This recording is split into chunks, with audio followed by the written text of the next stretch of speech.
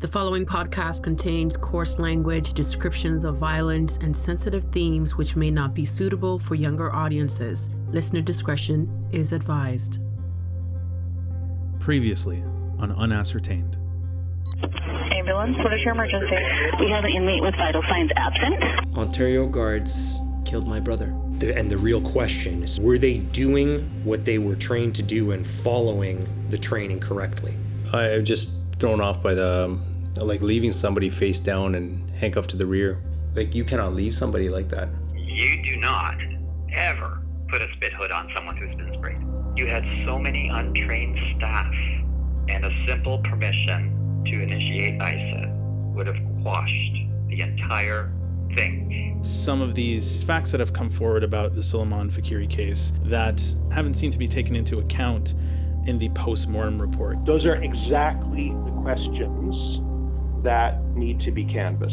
On Tuesday, Ontario's chief pathologist released a damning report concluding Faqiri's death was indeed caused by multiple correctional guards beating, pepper spraying, and restraining him. It's about time. It's about time that the coroner's office did the right thing. Investigations by OPP and Kawartha Lakes Police didn't result in criminal charges, but there's hope the coroner's inquest will offer answers. The verdict is in on the coroner inquest into the death of 30-year-old Soleiman Faqiri.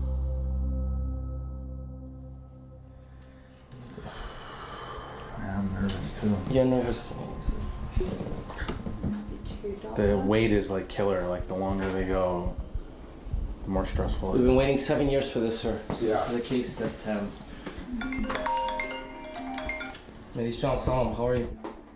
I'm sending you my comment in case it's a homicide, or verdict control law, or if it's an accident, so then you could send it up. It's December 12th, 2023. I'm in Yusuf Faqiri's apartment in Ajax, Ontario, sitting by a laptop on a dining table in his kitchen. Yusuf is anxiously pacing around the room, answering phone calls and texts. There's somebody looking in. Hi, how are you? Hey, let's make sure I'm in the right place. You are. I'm at CTV. Okay, come on. Come. I just have to grab my stuff. Yeah, no problem. Throughout the morning, Yusuf's apartment is a revolving door of media and journalists, all wanting to capture this moment. It's been 3 weeks since the coroner's inquest began, and now we're waiting for the verdict. Yusuf has 2 prepared statements for the press. One for if the jury decides that the actions of the staff was homicide, the other for if the jury decides it was an accident. Added stuff. John has a lot of this stuff. Oh, here we go. Starting. Good morning, everyone, and thank you for joining us here today as we read out. The room falls silent, and Yusuf cups his hands in prayer. The coroner presiding over the inquest lists the details of the verdict. Date of death, December 15th. Place of death, Central East Correctional Center. Cause of death, prone positional restraint and musculocutaneous injuries sustained during struggle, exertion, and pepper foam exposure in the setting of cardiomegaly and worsening symptoms of schizophrenia. And finally, he says the manner of death.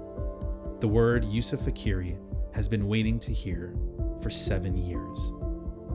Homicide. Homicide. Oh. The jury has made 57 recommendations. The gasp that you heard there was me. I couldn't contain it, and neither could Yusuf, immediately jumping out of his chair and bursting into tears. He drops to the floor and begins to prostrate to God.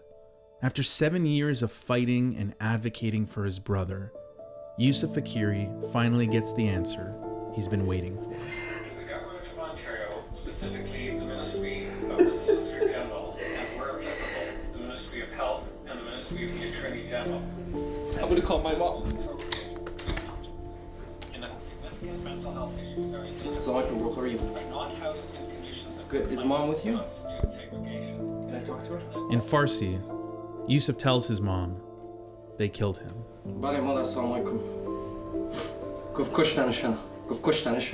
Okay? Mommy, I'll let you go, okay? Homicide. Oh, it's been ruled a homicide, okay? Alhamdulillah, okay? Okay, we talk later, Mom. Khudafiz. I'm Yusuf Zine, and this is Unascertained.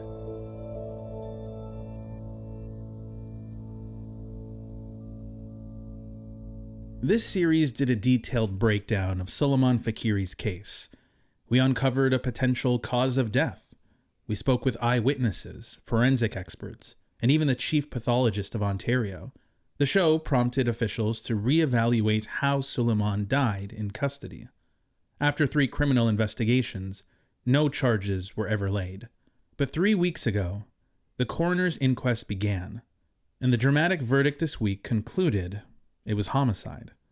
This verdict came out almost 7 years after Soleiman died. I want to help you understand how the jury came to a verdict of homicide. And to do that, I'm joined by my co-producer, Kevin Young. Thank you. Well, yeah, it's been definitely a long 3 weeks and yeah, a lot of information to go through, and we'll try to do it as concisely as possible for you, the listeners. Yeah. Kevin and I have been working on this story together for 4 years now, so I think it's fitting that we go through the inquest findings together. Yeah. But before we jump into it, let's first break down what a coroner's inquest is. A coroner's inquest is basically a public hearing conducted by a coroner. It's before a jury of 5 community members, just kind of like a criminal trial. However, the difference is that this is not a criminal trial. Right. The purpose is to inform the public about the circumstances of death, and when a death occurs in custody, a coroner's inquest is mandatory. The jury's goal is to actually answer 5 questions regarding the death. Who died, when they died, where they died, how they died, and by what means or manner did they die, versus the cause. So the manner can be one of 5 things: natural, accident, homicide, suicide, and undetermined. Now, the end result is a list of recommendations designed to prevent further deaths from occurring. And I know it can be confusing for people when they hear homicide. You presume criminal charges are going to follow that. But that's really not the goal of the coroner's inquest. The goal, like Kevin said, is to answer those 5 questions and come up with recommendations. And we'll come back to the jury's recommendations at the end. Right. Now, while the jury set out to answer those 5 questions, we had 3 questions of our own throughout this entire series. Why was Soleiman never sent to a hospital? Why was the Institutional Crisis Intervention Team, or ICITS, not called to intervene? And what happened in that cell on December 15th, 2016? And thanks to the inquest, we now have these answers. So let's get started. Let's start with December 5th, when he's first admitted into the Central East Correctional Center. Yeah, we received video from the inquest that shows Sully being admitted to the jail. You see him go through a body scanner with guards around, and he's actually calm and compliant the entire time. Yeah, no red flags are raised about his mental health. No. But the next day, Sully is placed in Segregation Unit 2, or 2SEG, and his mental health deteriorates almost immediately. You might remember when we interviewed an inmate from 2SEG who witnessed this firsthand, but an observation record from the unit shows just how dire his state actually was. Right, and an observation record, for those who don't know, is basically a log where COs can record what the inmate is doing or what they observe. Now, we have records from the 6th to 11th for Sully, and it said things like hiding in corner, ranting, refusing to eat, yelling, talking to self. One even said, no idea what he's doing. Yeah, now there were some correctional staff who did try to raise flags about Soleiman's condition. One of them was John Thompson, an operational manager in 2SEG. From the inquest, we learned that Thompson sent an email flagging that Sully had been in crisis for the last 4 days. The email was sent to 60 staff, including Deputy Superintendent of the Jail, Deputy Super of Healthcare, and Deputy Super of Operations, whose response was, 4 days? First I've heard of it. Yeah, and some testified saying they don't remember the email, or may have never read it since they get a lot of emails. In the end, though, nothing was done to improve Soleiman's conditions. I was reporting what I was dealing with, but I was looking to get him a higher idea of getting him out of the cell without causing any problems, because obviously he had mental issues. That's John Thompson in an interview with an investigator from the CSOI, or Correctional Services Oversight and Investigations. And he, like I said, he was covered in his feces, and the cell was disgusting, and I just needed to get him relocated to a different area.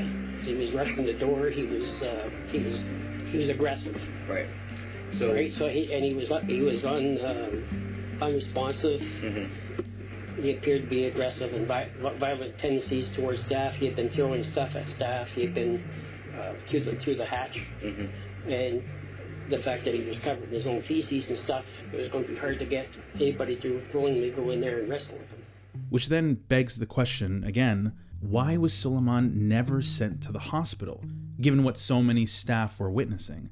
To understand that, we need to turn to Dr. Brent McMillan. He's the facility's physician and the person who has the power to send Sully to a hospital for treatment. Dr. McMillan doesn't learn about his condition until December 7th.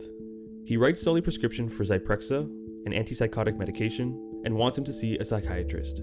McMillan's notes from his visits to the cell reference, quote, bizarre behavior. It reports on the state of his cell, feces and urine stains on the walls and floors, and garbage strewn all over the place.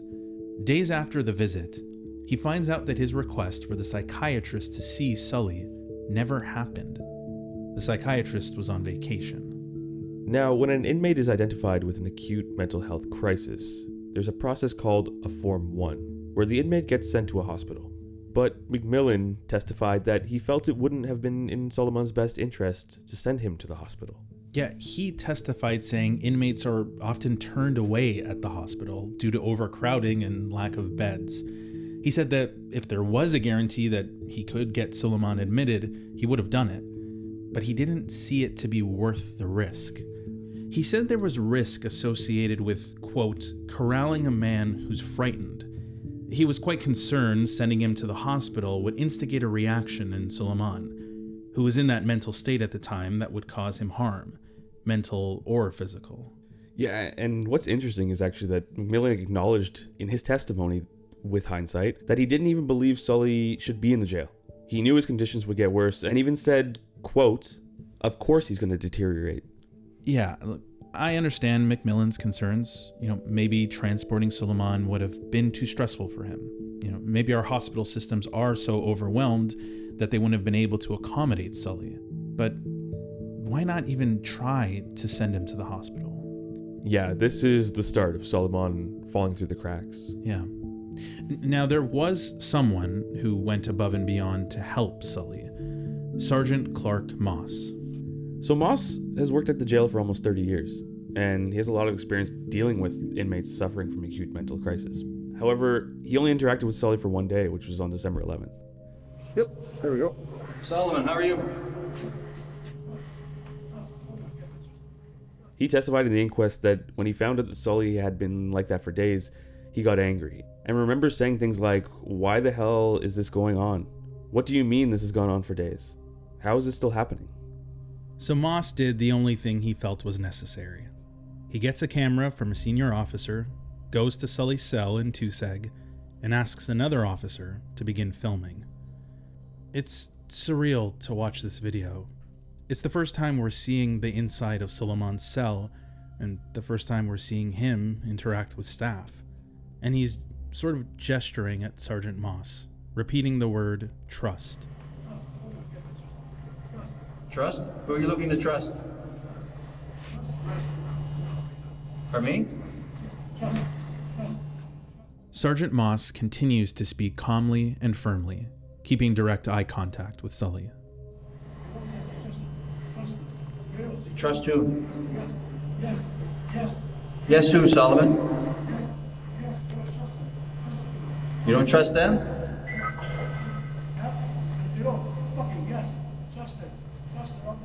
Moss instructs the cameraman to get a closer shot of Soleiman's cell through the window. Come video the cell, please. Can you see the picture of the condition of the cell?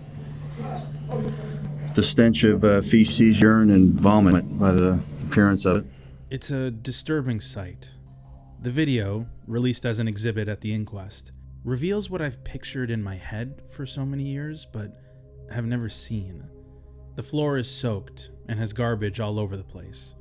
The walls and floors are stained with feces and urine, and Soleiman is naked, talking to himself. And just a word of warning, some of this is hard to listen to. Acting irrationally. He's not responding. I'm going to try to get him out and get him cleaned up. Soleiman, come here and speak to me, please. Who is it you don't trust, lad?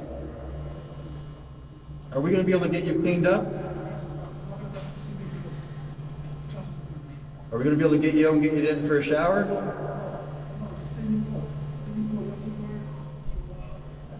Do you trust me?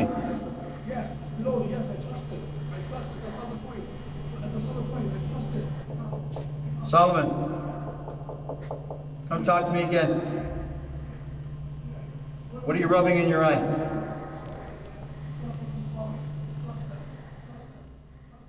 This goes on for a while, but eventually Moss's calm approach begins to work, and Sully starts to listen to him and agrees to go to the shower. Solomon, that's it. Follow my voice. You're doing well. Solomon, if I get you up and if I open the hatch, will you put some handcuffs on so I can get you to a shower? Do you accept the trust? Do you trust me? Are we recording the whole thing? I'm going to record the whole thing. Okay. Do you want to grab somebody and we'll get a sheet? I'm going to need some care to cover himself up so we can get him down the stairs. Eventually, Soleiman is handcuffed, draped with a sheet, and taken down the stairs to the showers. Okay, so give me your hand. That boy, good job. Thank you. You're doing well. I trust you. I'm not going to hurt you, okay? Once in the showers, Soleiman is still having a hard time. He starts lying on the floor. Solomon, can you stand up? I'll take those handcuffs off for you, please, so you can get a shower.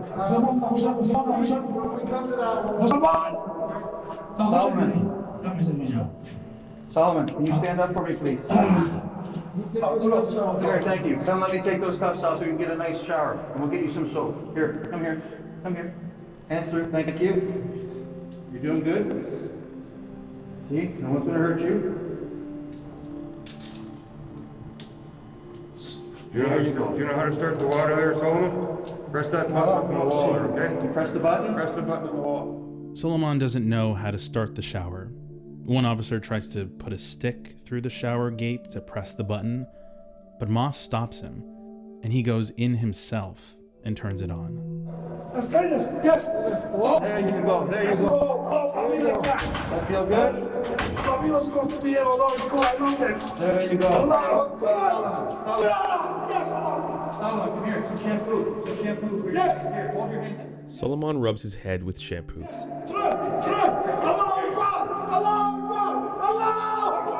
you go. Get the fuck out. Get the fuck out, bitches. Get the fuck out, bitches. Who's the man? Allah. Who's the man? Allah.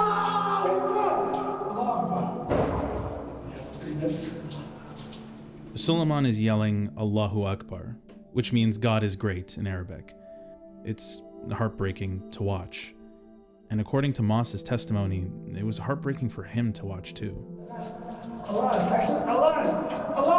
explode, explode, Allah, Allah, Allah, Allah, Allah, Allah. Does that feel good, Solomon? Does that feel better? Allah, the fight now between Allah and explode, Allah, Allah, Allah, Allah. Moss eventually got Soleiman into a new cell, which was given up voluntarily by another inmate who wanted Sully to have it. He got him fresh clothes, fresh bedding. Inmates even offered their food to staff to give to Sully. And this would be the last time Moss would see Soleiman, because he goes on vacation. Soleiman would be dead 5 days after this video was taken. Sergeant Moss told the inquest that he was later reprimanded for taking this video and, quote, housing Soleiman in a shower. Senior officers at the jail told him not to share the video with anyone. In the inquest, he got emotional and cried telling the story. He felt really guilty for going on vacation, because if he had been there, maybe Sully would be alive today. On December 13th, a decision is made by senior jail staff to transfer Soleiman to another segregation unit.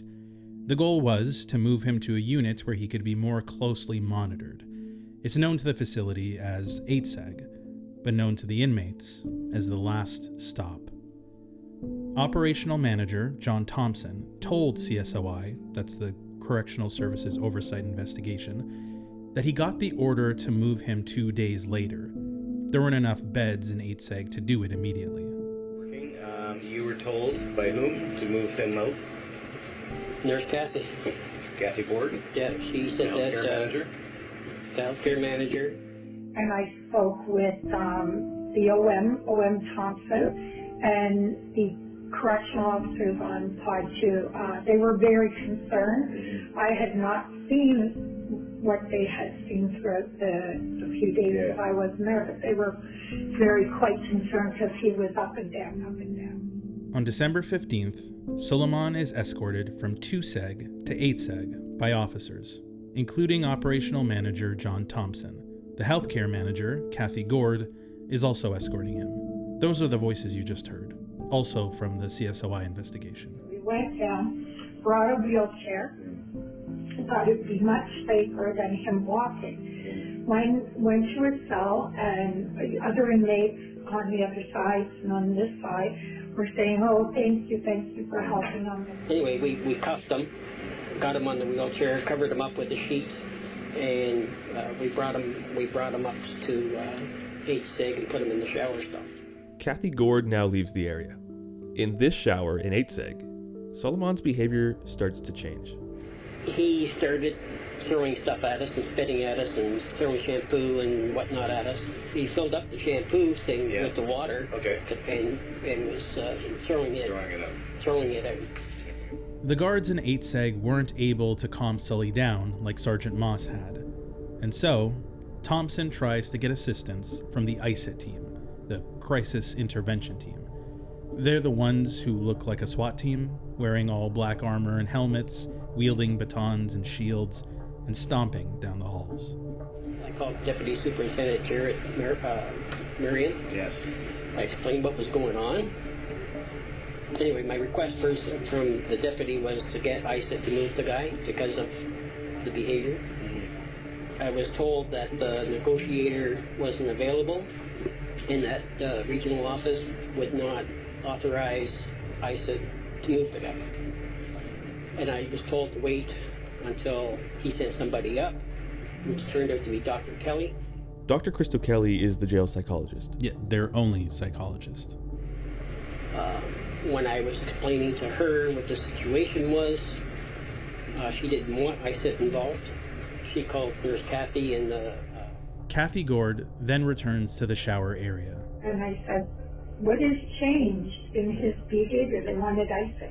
What has changed in his behavior from him coming all the way from 2-5 through the corridor, up an elevator, into the shower, to now we need ICIT? What has happened in that time? They talked to him, asked him if he would cooperate, and that we would give him some crackers. Well, Crystal had a cereal bar, I remember a peanut butter and some crackers. I said, "Faqiri, can you take off those wet boxers? They're soaking wet. And put on the dry ones. The dry ones are right there." And he got the boxers. He took the other ones off. He put them on. He looked at me and he held them up. So he threw them. So he knew.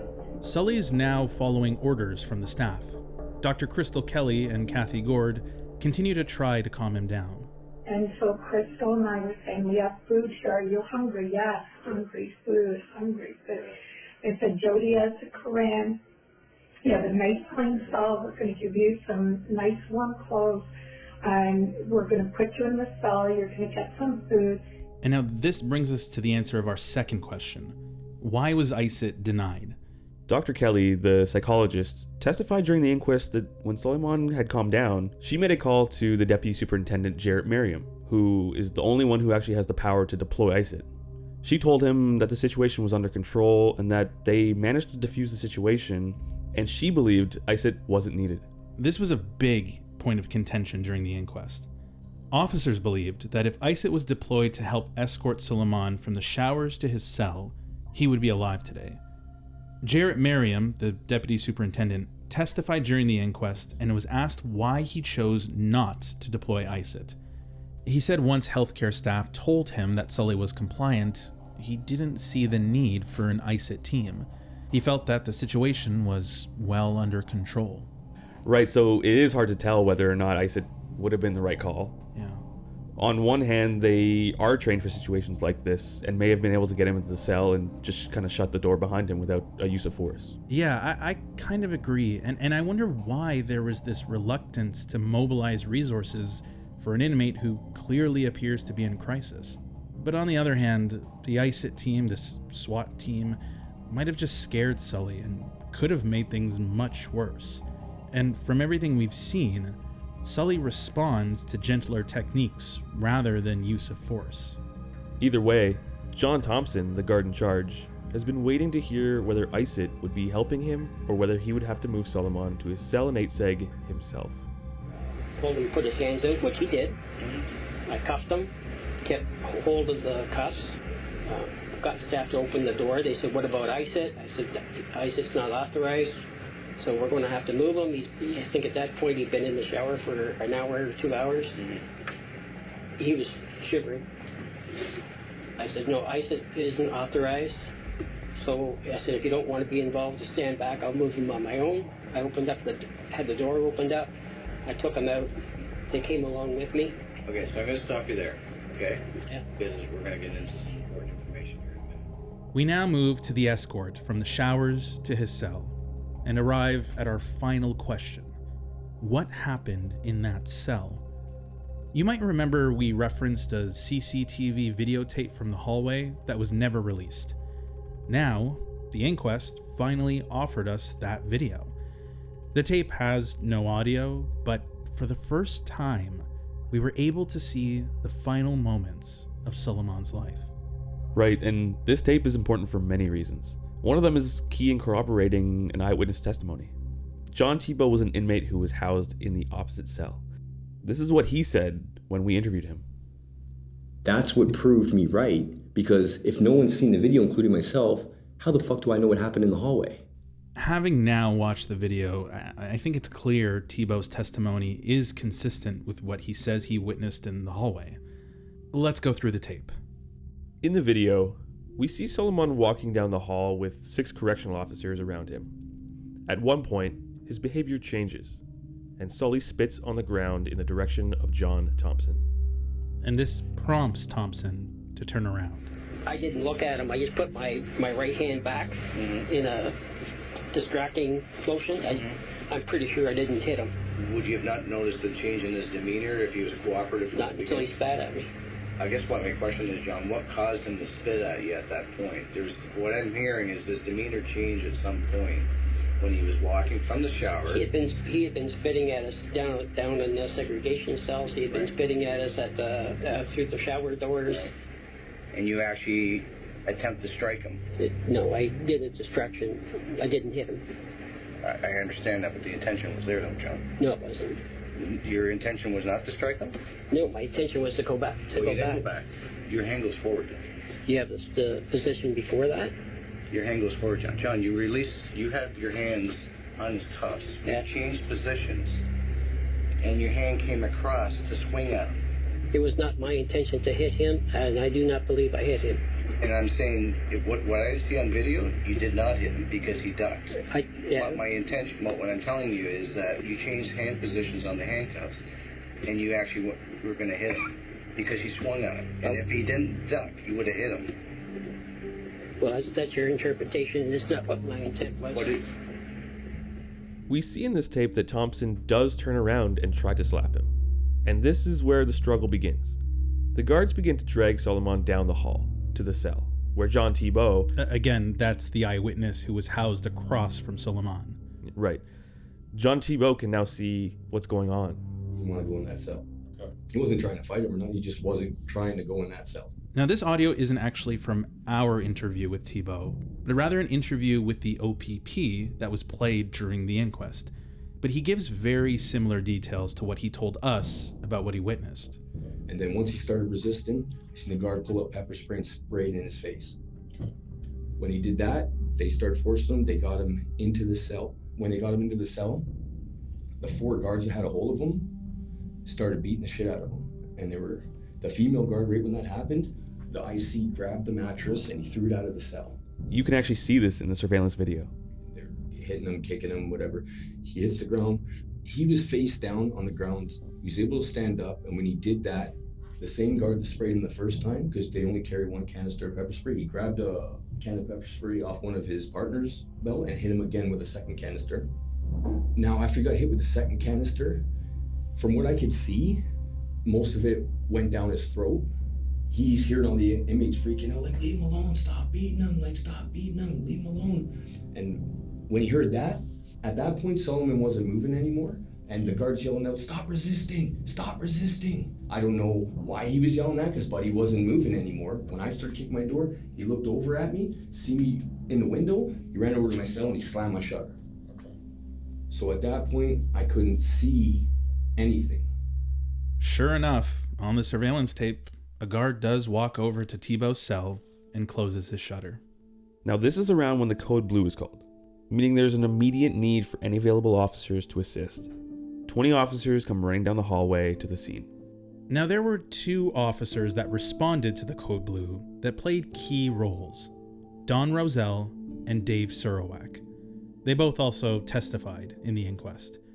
When they arrive, someone asks for a spit hood. In another surveillance tape, we see several guards go looking for one, rummaging through the control room to find it. But moments later, an officer is seen running back to the cell with a spit hood in hand. Surowac testified, saying that he then took over for an officer by placing pressure on Soleiman's right arm and kept asking other officers, what are we doing here? What are we doing with this guy? Meanwhile, Roselle is standing outside the cell door. John Thompson leaves the scene, so Roselle becomes the default senior officer in charge, based on her rank. She makes the call to move his handcuffs from the front to the rear, in order to safely disengage the guards out of the cell. But according to Roselle's testimony, she had no knowledge of the spit hood or the fact that he had been pepper sprayed, or pepper foamed, twice. Surowac is the one who helps move the cuffs to the rear, and is the second last to leave the cell. Followed by Roselle, who shuts the door. Now, this is all crucial, because they have now left Soleiman in a fatal position. Ministry policies warn leaving an inmate in the prone position with hands behind the back could lead to positional asphyxia, and in other words, sudden death. Outside the cell, they all catch their breaths. But 10 to 15 seconds later, Roselle says she noticed Soleiman's back wasn't rising. She pulls out her radio and announces a medical emergency and opens the door. Surowac goes in and removes the handcuffs. And this is the moment where Roselle testifies that she finally sees the spit hood. Her reaction is, quote, "Oh my God, I don't know what to say. What is happening here?" Nurses then arrive, attempt CPR, and paramedics pronounce his death at 3:47 p.m. It's interesting. Roselle testified saying she never saw the spit hood because of the crowded cell. Otherwise, she would have never cuffed him behind his back. She also said she didn't know he had been pepper foamed either. Otherwise, she would have decontaminated him immediately. Yeah, and Surowac claims he had no knowledge of the policy breaches. He says he lacked training in de-escalation, mental health, pepper foam, or the risk of positional asphyxia. A record of his training history confirmed this, but he had undergone a 20-minute spit hood orientation. But, even if the 2 of them weren't aware, there were at least 20 guards at the scene at one point, and not one of them raised concerns about policies not being followed. There's the policy that says that an inmate must be decontaminated immediately after they've been pepper foamed. Yeah, and then there's the spit hood, which has a big warning label on the packaging that says improper use can cause injury or sudden death. In the end, John Thompson, Don Roselle, and Dave Surowac were all fired as a result of their actions on that day, but no criminal charges were ever laid. Dave Surowac was eventually reinstated and is now back at work. And according to their testimonies, it's very clear that this event still haunts them to this day. There's no longer any doubt left that Soleiman Faqiri was killed by correctional officers at the Central East Correctional Center in Lindsay, Ontario. He will not come back, my late brother, but today is an opportunity where Soleiman might have just some semblance of peace.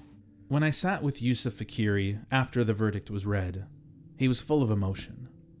I came to this country as a refugee. And I always remember Sully and I were holding each other's hands as kids. And I remember he would always look at me, he's like, Yusuf, I know you'll take care of me. And when I look at today's verdict, at this homicide verdict, I say to myself, we have a word in Arabic, we say alhamdulillah, which means we thank God. Yeah. And I hope Soleiman's death cannot be in vain. And that Soleiman had a family. And today was the first time in 7 years that he was heard and he was seen. Yeah. He was heard and he was seen. Yeah. And that's the legacy of the story. And that brings us to where we started. We call this podcast Unascertained because for years, that was the word that defined this case. Unknown, undetermined, too many factors. But now we know, according to the jury of the coroner's inquest, that it was a homicide. And the cause of death is no longer unascertained. Decisions were made, policies were broken, and a man died. And to make sure this never happens again, the jury put forward 57 recommendations. Some of these include making mental health training for correctional staff mandatory, making sure mentally ill inmates are held and assessed in hospitals, not correctional facilities, and improving policies around use of force, such as when and how pepper foam, spit hoods, and restraints are used. They even included a recommendation to explore the possibility of using video recordings to enhance accountability in jails, thanks to Sergeant Moss's interventions. We actually reached out to the jail's union to comment on all of this, especially given the fact that they proposed a verdict of accident instead of homicide. They said they would be reviewing the verdicts and recommendations. They also acknowledged the need for an increase in community mental health support, and quotes, "We will continue to lobby the government for improvements to a broken system." Yeah, I don't know. In my opinion, this tragic pattern will continue to repeat itself if the Ontario government doesn't take these recommendations seriously. And maybe I've become too cynical throughout all of this, but I am worried these recommendations won't be put into action. I mean, we've seen deaths in jails time and time again, and there were always recommendations put forward then too. Now, there are some people in political power who are cognizant of this. Here's Kristen Wong Tam, a member of provincial parliament from the NDP. The coroner's inquest has already revealed more disturbing information about Mr. Faqiri's death, including a graphic 24-minute video of his last moments. What will this government do to take steps to address the deadly mix of systemic discrimination and mental health stigma in the justice and correctional systems? I just want to end by reading a closing statement from one of the inquest lawyers, Julian Roy, and I think it sums up our feelings on this story. Mr. Faqiri didn't just die on December 15, 2016. He was killed. While it's not necessary for your verdict, it's perhaps natural to ask ourselves if Mr. Faqiri was killed, as I've submitted to you, then who killed Mr. Faqiri? It's often said that prison holds a mirror to society, and that mirror reflects back who we really are, not who we say we are. To answer that question, we need to look in that mirror, as hard as it is to do so. And I'm asking you, please do not look away. It's your burden to do that for the community, to look hard into that mirror. And when we look in that mirror together, the truth is ultimately, we killed Soleiman Faqiri. As a society, we have known for decades that we have been housing people in acute mental health crises in our prisons. They're there now as we speak. We know that this is neither safe, nor human, nor decent, and there's no excuse for it. In 2023 and in 2016, no excuse. We have utterly failed to address what we know is happening, and our collective indifference cost Mr. Faqiri his life. Sully had a strength and resilience that very few of us could summon, and in circumstances that no person should ever have to endure. His spirit was never broken.